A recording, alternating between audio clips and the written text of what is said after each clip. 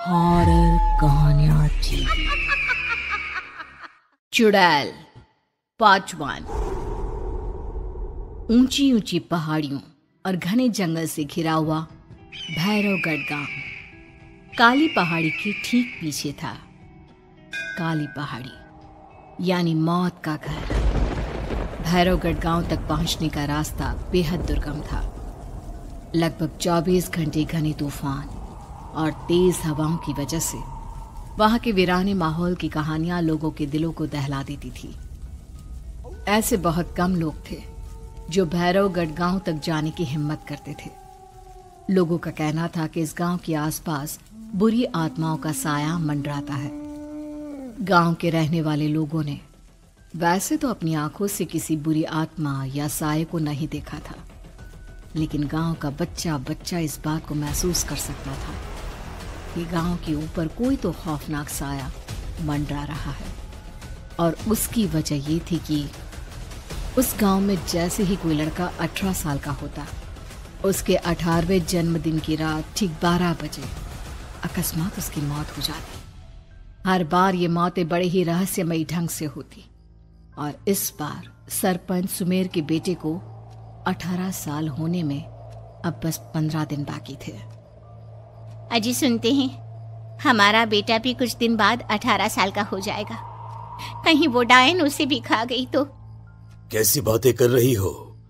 जब वो इस गांव में ही नहीं है तो कोई भी डायन या बुरा साया उसका कैसे कुछ बिगाड़ सकता है? उसे कुछ नहीं होगा। हाँ जानती हूँ, आपने उसे पढ़ाई के बहाने इस गांव से बाहर निकाल शहर भेज दिया है, लेकिन ये भी तो सच है ना कि वो बार बार यहाँ आने की जिद करता रहता है। वो चाहे कितनी भी जिद कर ले जानकी, पर मैं उसे इस गांव में कभी वापस नहीं आने दूंगा। मैं नहीं चाहता कि गांव के दूसरे लड़कों की तरह मेरे बेटे की भी अजीबोगरीब ढंग से मौत हो जाए। कभी कभी तो लगता है कि हम सब गांव वालों को हिम्मत करके अपने गांव को इस बुरी आत्मा से छुड़वा लेना चाहिए। लेकिन कौन जानता है आखिर वो खतरनाक साया किसका है? वो काली आत्मा कौन है जो रातों रात हमारे गांव के लड़कों को निगल जाती है? सुमेर और जानकी जब ये सारी बातें कर रहे थे तब रात के लगभग 10 बज चुके थे और हर रात की तरह भैरवगढ़ गांव एक भयानक काले तूफान की आगोश में था। बाहर चल रही तेज हवाएं और बारिश के बीच कभी कभी ऐसा लगता जैसे कोई बुरी तरह से चीख रहा है। किसी के तड़पने और चीखने की आवाजें गांव के कानों में बार बार टकराती, पर वहां रहने वाले किसी भी औरत या आदमी के अंदर इतना साहस नहीं था कि वो अपने घर से बाहर कदम रख के उन आवाजों तक पहुंच सके। सो जाओ जानकी और घर के खिड़की दरवाजे कसकर बंद कर दो। अब जानकी सब खिड़कियां ठीक से बंद करने ही लगती है कि तभी उसे अपने घर के दरवाजे पर जोर जोर से खटखटाने की आवाजें सुनाई देती है। इन आवाजों को सुनकर जानकी और सुमेर के चेहरे डर से पीले और हाथ पैर ठंडे पड़ जाते हैं। जानकी, जानकी, इतनी रात कौन होगा? पता नहीं, ऐसा लग रहा है कोई बुरी तरह से दरवाजा खटखटा रहा है। अरे हाँ, पर किसी की आवाज भी तो नहीं आ रही। क्या करूं? दरवाजा खोल लूं या नहीं? कहीं ऐसा ना हो कि किसी को हमारी मदद की जरूरत हो।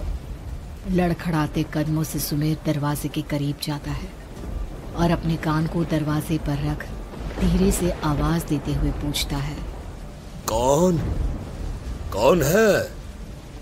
कौन है वहां? तभी एक बेहद डराने वाली आवाज उसके कानों से टकराती है। दरवाजा खोलो, दरवाजा खोलो, वरना आज की रात इस गांव में कोई जिंदा नहीं बचेगा। मैं जानती हूँ तुम्हारा बेटा 18 साल का होने वाला है। अगर उसकी जान की जरा भी परवाह है तो दरवाजा खोल दो। इस आवाज को सुनते ही सुमेर घबराकर पीछे हट जाता है और जानकी को पूरी बात बताता है। कहीं वो डायन हमारे घर तक तो नहीं पहुंच गई? अब हम क्या करेंगे? मुझे दरवाजा खोलना ही होगा जानकी। मेरे पास अब कोई रास्ता नहीं है। इतना कहकर सुमेर डर से अपनी दोनों आंखें कसकर बंद करता है और कांपते हाथों के साथ झटके से दरवाजा खोल देता है। तभी किसी के जोर से हंसने की आवाज सुमेर और जानकी को सुनाई देती है। उस आवाज को सुन दोनों दरवाजे की तरफ देखते हैं और सामने अपने बेटे राहुल को खड़ा देख दंग रह जाते हैं। राहुल के हाथ में उसका मोबाइल होता है जिसमें से वो आवाज बज रही थी। ये क्या मजाक है? और तू यहाँ, तुझे मना किया था ना गांव में आने को, समझ में नहीं आता क्या? 18 साल का होने वाला है तू। माँ, आप लोग भी पता नहीं किन अंधविश्वास भरी बातों पर भरोसा करते हैं। क्या मैं अपने घर नहीं आ सकता? आप लोगों से नहीं मिल सकता? देख बेटा, हमने तुझे किसी वजह से ही इस गांव से दूर रखा था और यहाँ आकर तूने अच्छा नहीं किया। चल चल चल, मैं तुझे अभी के अभी वापस शहर छोड़कर आता हूँ। ओफो पापा, आप बेकार की बातों से परेशान हो रहे हैं। बाहर इतना तेज अंधड़ तूफान चल रहा है, कहीं जाने की जरूरत नहीं है। मैं बस आप लोगों से मिलने आया हूँ, कुछ दिन रहकर चला जाऊंगा। दिमाग खराब हो गया है इस लड़के का, नहीं जानता कि इस गांव में ये सुरक्षित नहीं है। किसने कहा था तुझे यहाँ आने को? ये आवाजें सुन, बाहर से जो आवाजें आ रही है तुझे सुनाई नहीं देती क्या? अरे माँ, जब जोर से तूफान चलता है, तेज हवाएं चलती हैं, तो इसी तरह की आवाजें आती हैं। ये बहुत नॉर्मल है माँ। नॉर्मल होगी तेरे लिए बेटा। 4 दिन शहर में पढ़कर आया है तो अपने माँ बाप की बात नहीं मान सकता। माँ, मुझे अभी बहुत जोरों से भूख लगी है, पहले कुछ खिला दो, और रात भी बहुत हो गई है। हम इस बारे में कल बात करते हैं, ठीक है? राहुल के वापस आ जाने से जानकी और सुमेर की आंखों की नींद उड़ गई थी। खाना खाने के बाद राहुल तो अपने बिस्तर पर जाकर सो गया, लेकिन जानकी और सुमेर पूरी रात उसके कमरे के बाहर पहरेदारी करते रहे। उन्हें पल पल इसी बात का डर था कि कहीं उनके बेटे को कुछ हो ना जाए। रात बीतती है, सुबह का सूरज निकलता है। अब जैसे ही वो राहुल को नींद से जागते देखते हैं तो उन दोनों के दिल को सुकून मिलता है। अरे माँ, पापा, आप अभी तक यहीं बैठे हैं क्या? पूरी रात सोए नहीं? जिनकी जवान बेटी की जान को खतरा हो, उन माँ बाप को नींद नहीं आती बेटा। अब तो वापस शहर चला जा। देखो माँ, मैं किसी जरूरी काम से इस गांव में आया हूँ, और वो काम पूरा होने के बाद मैं खुद यहाँ से चला जाऊंगा। काम? गांव में तेरा क्या काम है? पापा, मैं बचपन से ही इस गांव के बारे में बेहद डरावने किस्से सुनते आया हूँ, इसीलिए अब मैं उन्हीं किस्सों के ऊपर डॉक्यूमेंट्री फिल्म बनाऊंगा। रिसर्च करना चाहता हूँ कि आखिर सच्चाई है क्या। हे भगवान, लो जी, सुन लिया, और भेजो इसे पढ़ने के लिए शहर। मैंने आपसे पहले ही कहा था, मेरी बहन के पास दूसरे गांव भेज दो। ना ये शहर जाता और ना उल जुलूल की बात इसके दिमाग में आती। जानकी और सुमेर राहुल को समझाने की बहुत कोशिश करते हैं, पर वो किसी की बात नहीं सुनता और अपना कैमरा लेकर गांव की पास वाली काली पहाड़ी की तरफ निकल जाता है। अब राहुल जैसे ही काली पहाड़ी पर पहुंचता है, उसकी नजर पहाड़ी के ठीक बीचों बीच बनी एक पुरानी झोपड़ी पर पड़ती है। यहाँ भी कोई रहता है क्या? ये इंटरेस्टिंग होगा।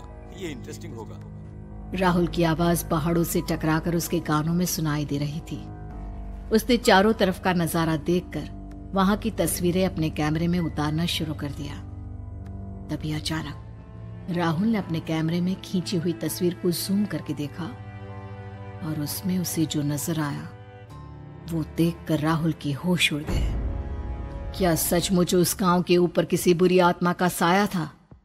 क्या राहुल की जान बच पाएगी? क्या देखा था राहुल ने उस फोटो में जिसे देखकर वो दंग रह गया? इन सवालों के जवाब जानने के लिए देखिए इस कहानी का अगला भाग।